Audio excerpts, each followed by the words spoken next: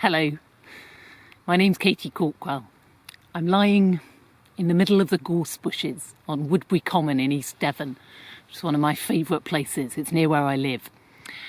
Well, this year I've been working with fragments of the Arthurian legend, and I thought I might tell you just maybe a little fragment of a fragment, a little splinter.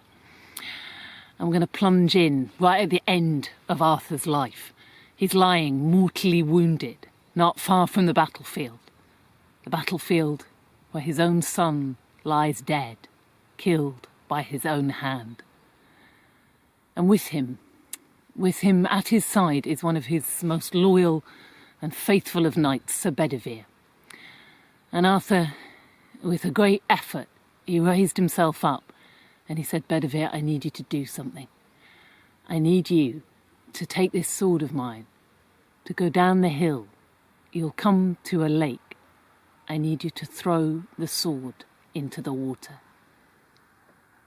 And Bedivere, he didn't really understand. He took the sword, Arthur's great sword, and he went stumbling off down the hill, and sure enough there was a lake with reeds on either side and a little shingle beach, and he stood there on the edge of the water and he just couldn't do it.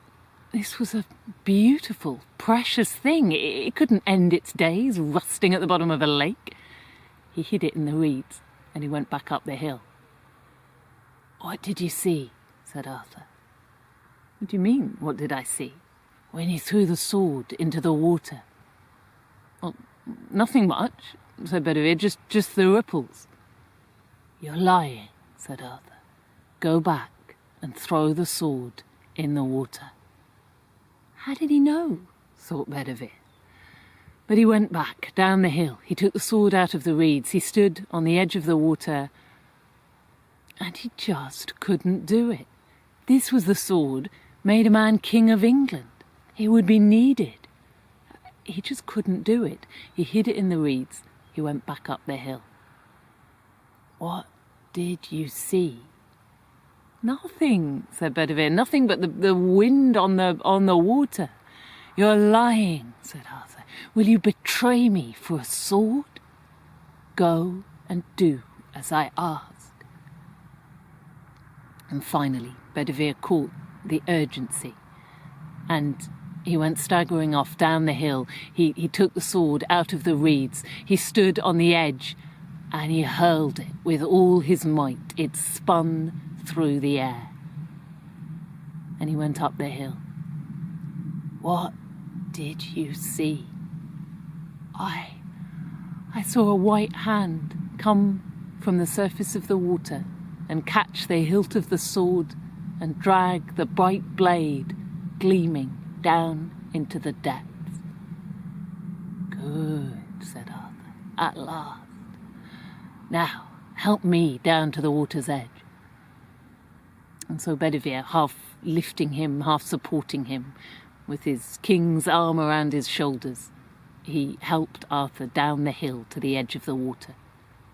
And he saw that now there was a barge gliding across the lake. 3 women, dressed in black, stood silently on the barge. And as it came to the shore, Bedivere helped lie Arthur down on the barge. And then he stepped back, and the gap across the water began to open up between them. "And now," said Bedivere, "now the whole round table is dissolved that was the image of the mighty world, and I, the last, go forth companionless, and the days darken round me, and the years, among new men, strange faces, other ways."